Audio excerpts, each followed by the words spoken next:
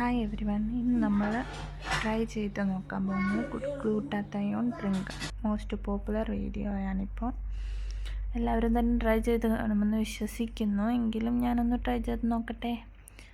അപ്പോൾ ഇതിനായി ഞാൻ എടുത്തേക്കുന്നത് ക്യാരറ്റ്, ബീട്രൂട്ട്, ഇഞ്ചി ആൻഡ് ആപ്പിളാണ്.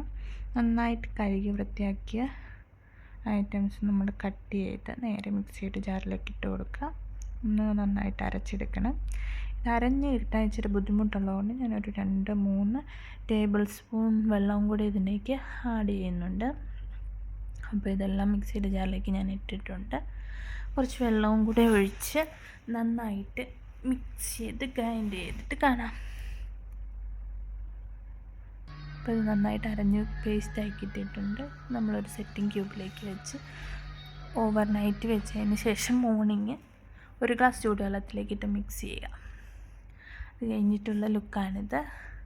നല്ലൊരു കളർ ഡ്രിങ്കാണ്. മോർണിംഗ് ഡ്രിങ്കായിട്ട് യൂസ് ചെയ്യുന്നതുകൊണ്ട് വേറെ പ്രശ്നങ്ങളൊന്നുമില്ല.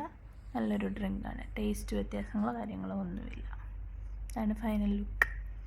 By bye, see U.